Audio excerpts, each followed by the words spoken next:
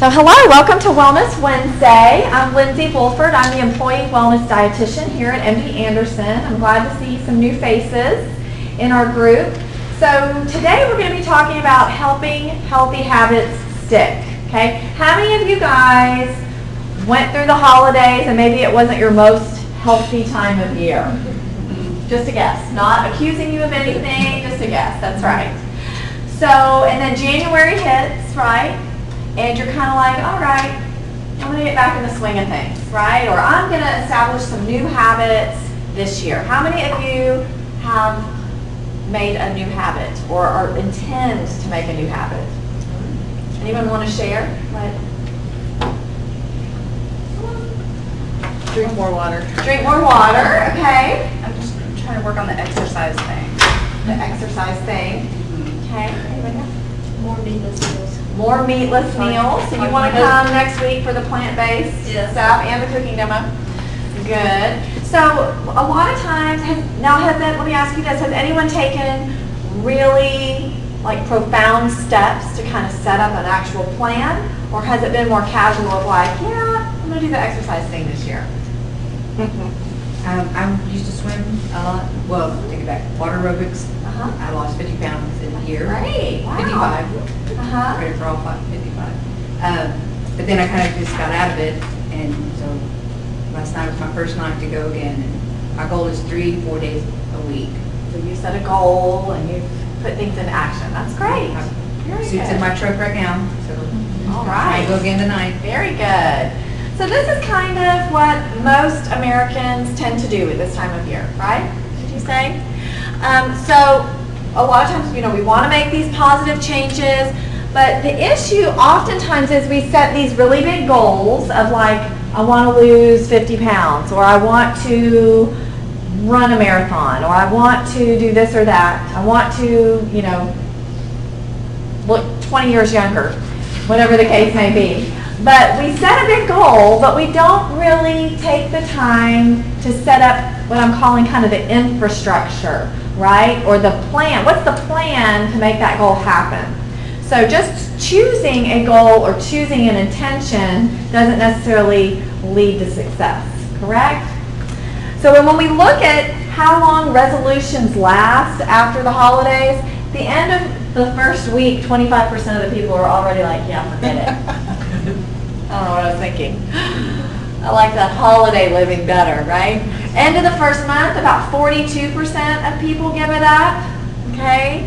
Which we see that, being on the wellness side of things, I see that a lot, this great, bang out of the gates, and then by the end of the month it kind of peters. When you start looking at fitness center enrollment, there's a huge influx after the holidays at the beginning of the year. And it's so crowded to go to the gym. And then by February, you're like, okay, I got my treadmill back. Right? Second week of February, approximately 80% of people give it up. So, and a lot of this is because they've got this big goal, but maybe they didn't set up the plan or the infrastructure to help support that. So that's kind of what we're going to be discussing today, or what are some tactics, some things that you can actually do to help make sure that you're not part of that 80% that drops out and gives up, okay? I love it when you guys raise your hands or share or ask questions as we go along, so please don't feel like you've got to wait until the end to ask something. So the first thing that we want to do, and this is going to be kind of an active class too, is we want to pinpoint barriers and challenges.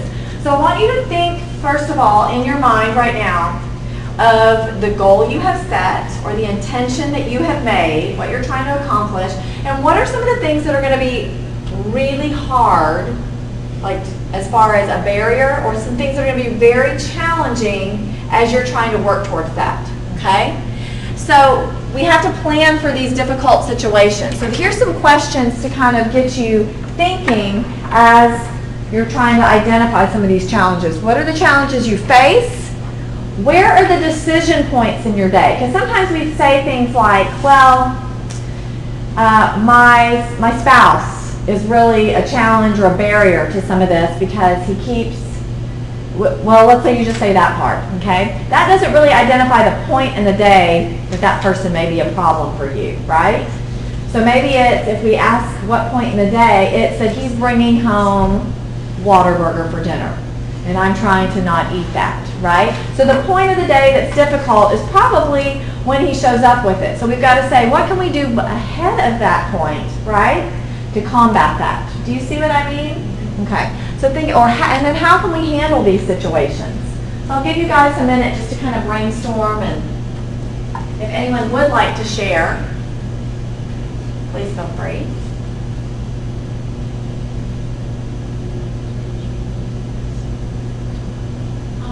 Usually social events, like you'd be, I'm good, I'm doing, this is my exercise week and I'm doing good, and then all of a sudden there's a girls' night out or happy hour or something. Right. And it just like throws off your week. Right.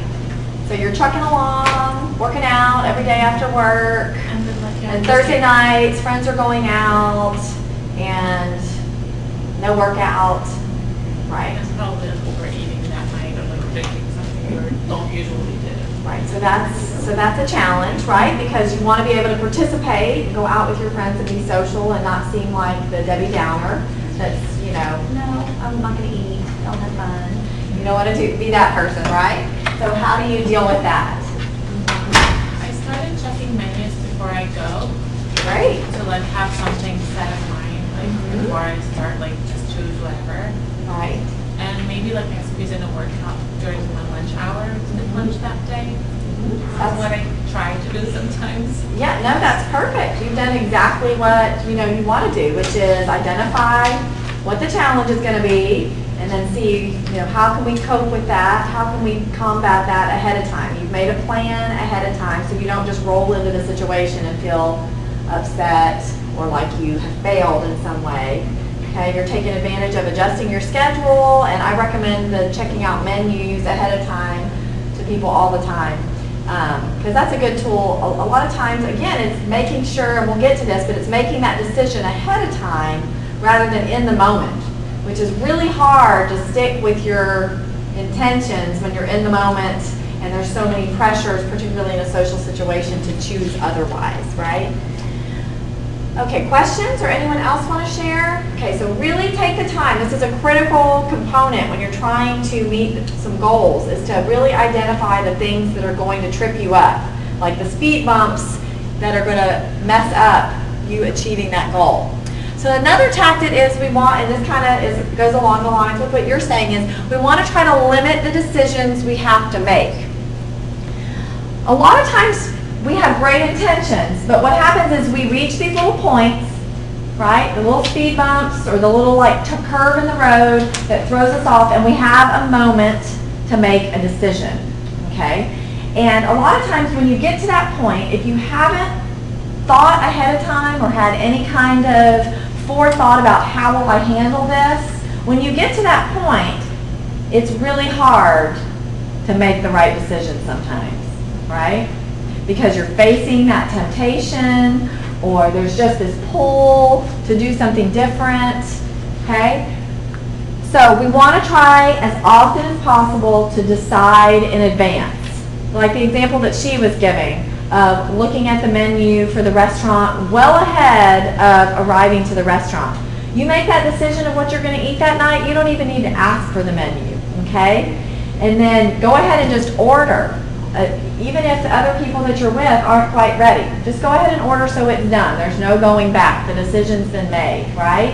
You're removing that temptation from you. It's the same concept when we do meal planning and prep for the week, like on the weekends, right? You've made the decision in advance of what you're going to do, and you've set it up to be successful. If we don't do stuff like that, then what happens? You say, I'm eating healthy now. I'm eating healthy. That's my new plan. So what's going to happen Tuesday night when you had to work late? The drive-thru is going to call, right? Because you haven't made a decision. You think, oh, I don't know what I'm going to cook. I don't have anything at home. I haven't been to the store. If I make that such and such, it's going to take me a couple hours. You haven't set it up. Yes, ma'am. How do you get started with meal planning? Because that's one of my goals this year, is to do that. Because I get little windows in the morning and at night to eat. So my goal was to have all that ready, and I just pop it in, and it's done, and I, Right, it's healthy. right. So Well, how do you and get that started? is that's a great question, and that's a whole class in and of itself, which I've Okay. actually taught before. So I'm happy to send you those slides, Okay. but kind of in short, the brief answer is you really have to carve out a little bit of time to plan and prep ahead of your busy time. For most of us who work, the busy time is Monday through Friday, right? So if you can find some time on the weekends to do your grocery shopping or plan out meals, a lot of it is looking at your schedule, saying, okay, I've got a late night here, I've got an early morning here, and trying to then plug in meals that are going to cover. Taking advantage of things like crock pots or slow cookers or Instapots to help speed up time and do cooking when maybe you're not around. Also, I always tell people cook more than you need, so you always have leftovers to either use later on that week or freeze so that you've got quick meals to pull out that are already done. Things like that. Also, making sure that you're stocking your pantry in a certain way so you always have some ingredients on hand to do quick and easy meals. So I'm happy to talk with you more. You can always set up an appointment with me, or I can send you the information and stuff like that, because that's a certain skill, I think, that you have to kind of hone. So make a plan before the decision point, and then also using if-then statements. Sometimes this is more profound and kind of resonates with people, just like you could do with anything. But saying, if I end up being late getting home from work one night, then what is your intention, okay? So you look at those challenges and come up with some if-then statements. So you made the decision. Does that make sense? Write those down. Keep them somewhere to kind of help with the accountability towards your goals. Can somebody think of an if-then statement with maybe their goal? Yes. Well, okay. Or with the challenges, rather. All right. Kind of on hand, we keep like pasta sauce and whole wheat pasta and stuff. So I'm looking at an if we get home late, whatever. I mean, it doesn't take long at all to heat up whole wheat pasta and pasta sauce, and and there's a meatless dinner, and there's it's quick, it's easy. Right. It's better than going through the drive-thru, whatever. Right. So these are just kind of a tool basically to use to create your backup plan. Okay, so when you hit those bumps in the road, you've already made the decision. This is going to be your decision. So writing some of those down. Does anybody have another example? It could be, if I can't make it to my regular workout, then my plan is to work out twice the next day. Or walk the Sky Bridge at work. There you go. Walk the Sky Bridge at work. Take the stairs, okay? So trying to make some plans and hold yourself accountable to your goals. Anybody else? Examples? Ideas? No? Okay. All right, so the next tactic is to create a conducive environment. And this is probably one of the biggest issues for most people when they set up goals. They have really great intentions, right? But this is kind of that infrastructure I'm talking about. But this is a much more physical kind of thing. So let's say, you're trying to eat healthier, okay? But you open your pantry and you've still got Cheetos, and this is what I hear a lot of times, and I'm not saying that it came from any of you, but it's, well, my husband really likes those. Well, I have kids and they might starve to death, so I have to buy whatever, right? Because we can't have kids not eat. Okay, I hear a lot of this stuff, okay? But your environment is not conducive to help you meet your goal, right? Unless you just have willpower of steel, which there are those folks out there, but there's not very many of them, okay? Something else might be setting up your environment. It may be things like if you want to go walking and stuff like that while you're at work or exercise at work, but you don't ever bring tennis shoes, okay? And then you've always got the easy out of, these heels will give me blisters and my calves will rupture, right? Those kind of things. So you've got to make sure, you've got to get real with yourself and say, again, this is looking at your barriers, looking at the challenges. What in your physical environment is holding you back from accomplishing what you set out to do? Okay?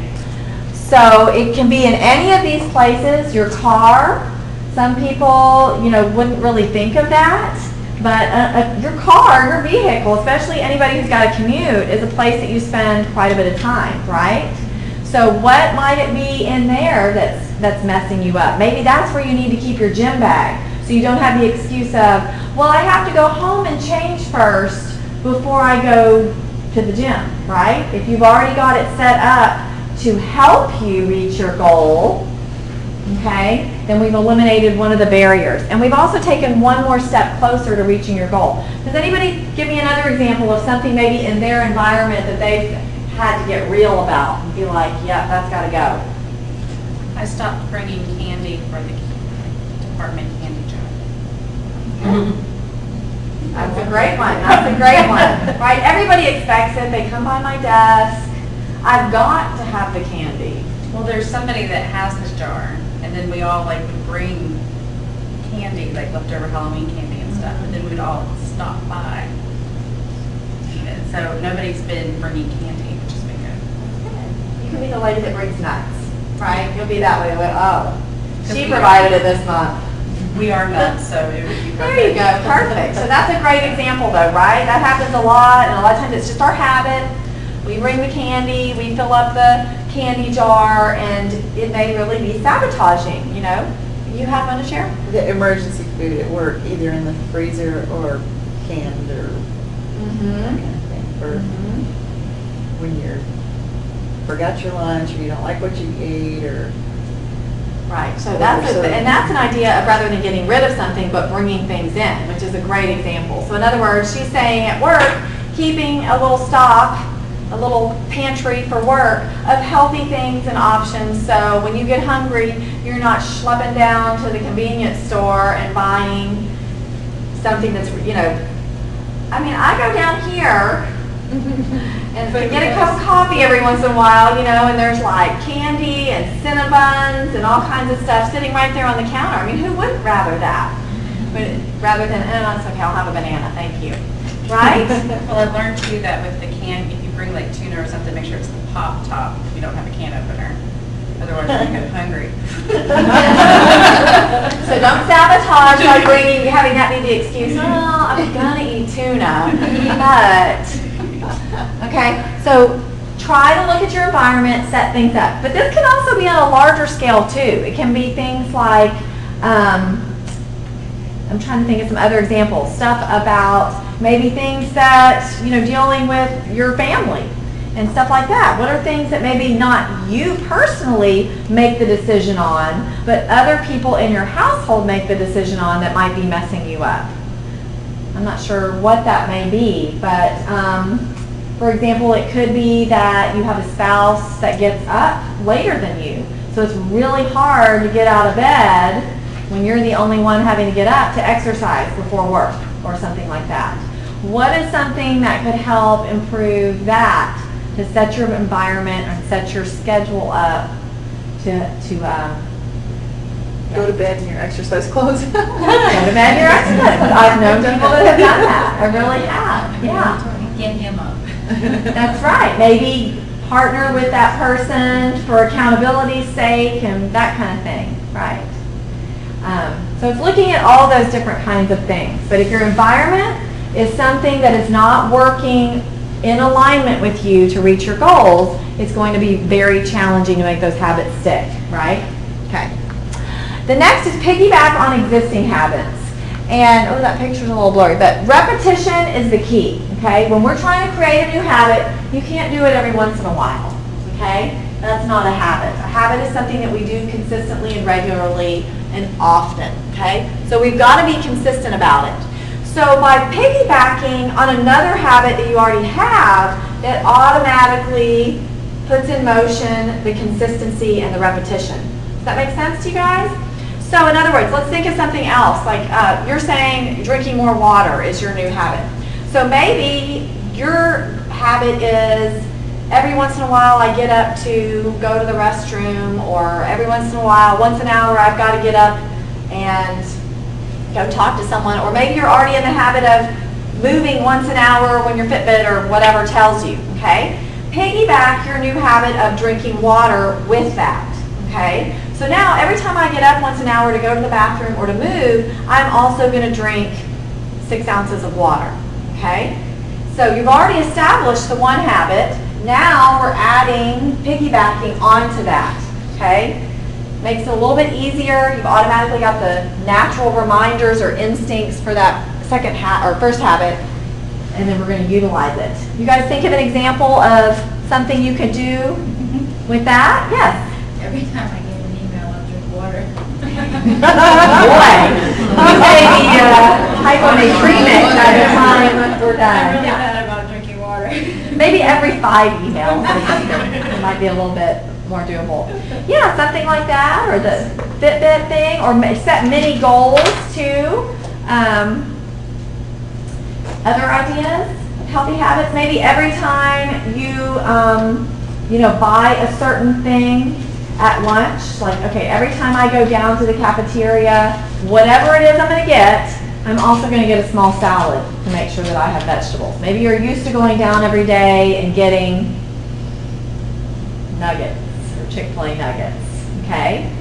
Not ideal, but if that's your habit and we start adding a small salad too, now we're starting to change towards a healthier habit, okay?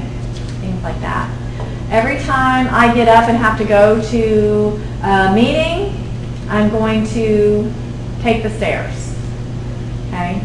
Every time I walk, I'm going to think positive thoughts or do some breathing while I'm walking to help with stress relief, things like that.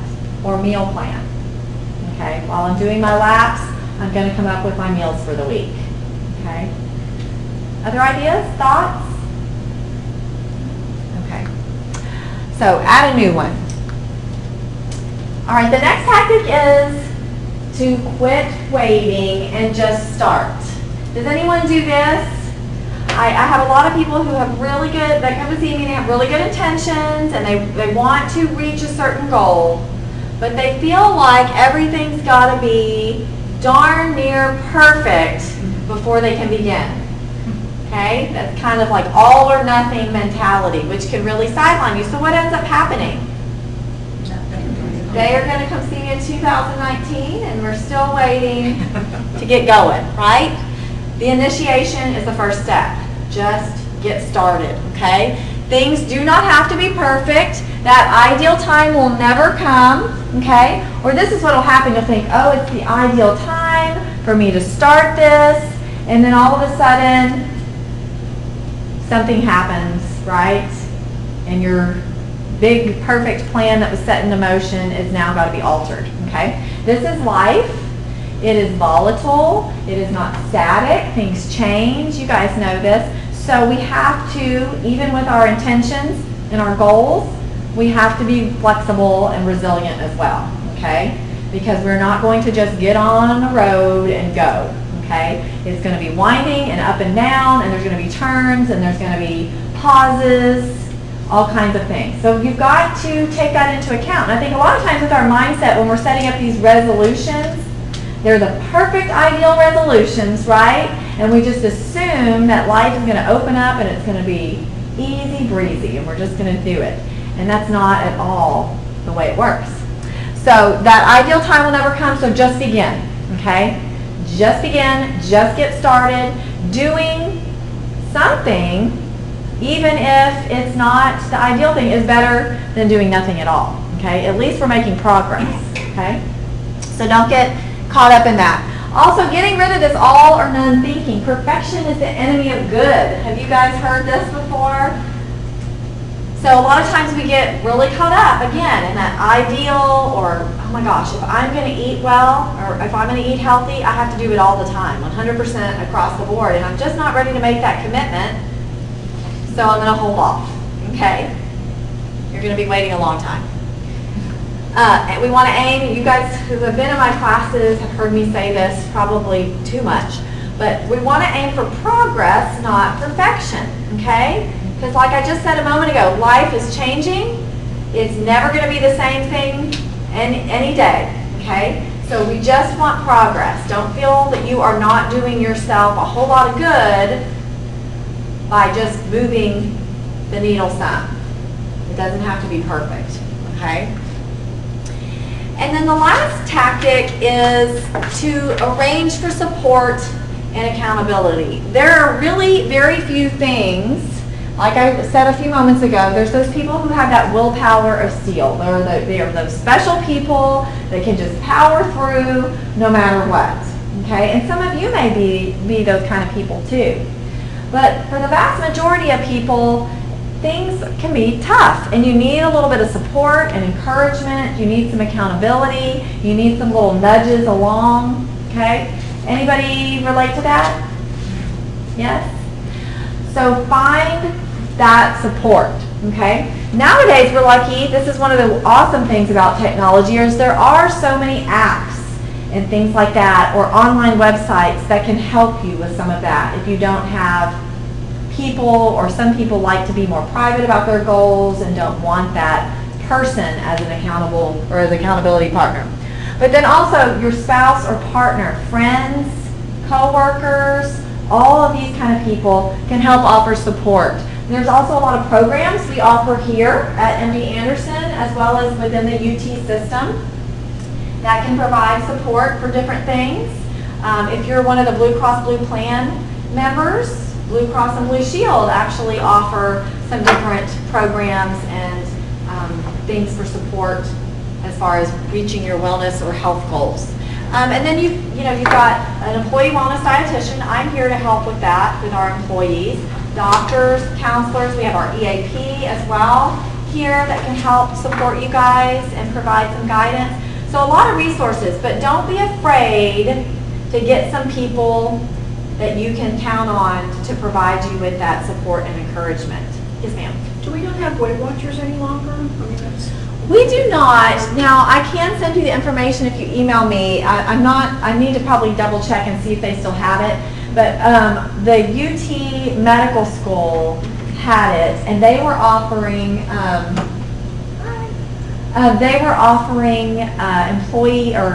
our employees a discount to join over there, and they were meeting at I believe the UT Dental School for meetings. But I'll have to double check and see if they're still doing that.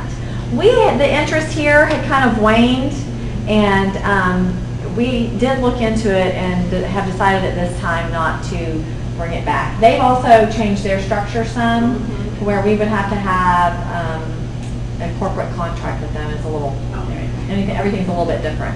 I know a lot of it, I think, has gone online, but I need a little bit more discipline than just looking at the app. Right. More than just that. Yeah, definitely.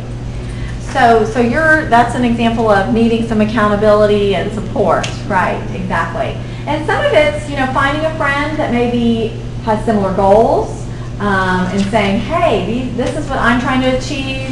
What is it you're trying to achieve? How can we support each other? I work with a lot of people here that have that within their department, and it'll be a group of them, and they're trying to walk together. They regularly schedule it. They're going to each other and saying, hey, we're supposed to walk. Why did you schedule this meeting at this time? Or, they provide that accountability for each other. So look for those ways. You know yourself best. You know what kind of support and encouragement you need. So make sure that you set yourself up some of that. So questions, other thoughts? Hopefully this provided you guys with some new ways to think about things. I also have this healthy eating goals page that I gave you that I really encourage you to fill out as you're trying to think of ways to meet your goals or follow through on your intentions. It really is something that you have to kind of plan out and come up with those plan B's, C's, sometimes all the way through Z's, right? Because nothing's ever going to go according to plan A, okay? At least not everything. Any other questions or anything else? Naturally Slim is a good program that's offered through MD Anderson. Yes, it Not Weight sure Watchers, is. but there are a lot of good principles. Yes, and thank you for bringing that up. So I know I get a lot of questions about Naturally Slim, and we will be starting the third session of that in April. Registration will begin in March. So hopefully you guys get our Be Well notes. Does anyone not get the Be Well notes? That's like our newsletter that comes from our department. It'll definitely be in there. Also, if you get the UT Living Well newsletter, information will be in there as well. And if you pre-registered for Naturally Slim, you'll probably get an email directly regarding that, okay? They will be at our health fair, which is coming up on January 25th, 10 to 3 in the park. So if you have questions, if you want to put your name on the list to be contacted, if you want to find out some information about the new updates to their program, there's going to be representatives available. We are also hopefully going to have a webinar in early March. Marcia, I think, is going to be hosting it. And I will have a room where you can come and watch as part of a group, but I believe they're also going to set it up to where you can access it from your desk if you need to. So, and you'll be able to interact, ask questions, that kind of thing, about some of the changes and things to the program before you sign up. So, anything else? Okay. And for those of you who, if you need to go, please go. For those of you who missed at the very, very beginning, Wellness Wednesday classes, I'm going to still teach them, but probably only about 2, maybe 3 a month. And then we're going to have some other speakers come in and teach. It's just become a lot for me to be able to do with the rest of my schedule to create a new class almost every week. One of the weeks, though, each month that I teach, we will have a cooking demo. But, what's that?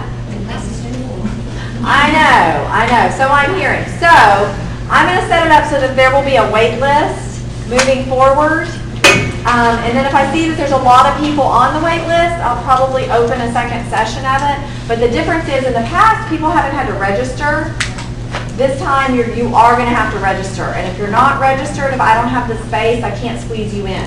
Like with regular Wellness Wednesday classes like this, there's always extra space. So if people show up, we'll squeeze you in no matter what. But with the cooking demos, you will have to be registered. So I just want y'all to know, because I know some people don't register and just show up to classes, and that won't really work all the time with the cooking demos. Okay? And as usual, if you have any suggestions or ideas or topics that you're interested in, please let me know. And that is it.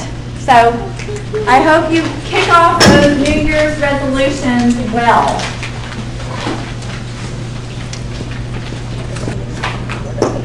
Like $86 because I got, really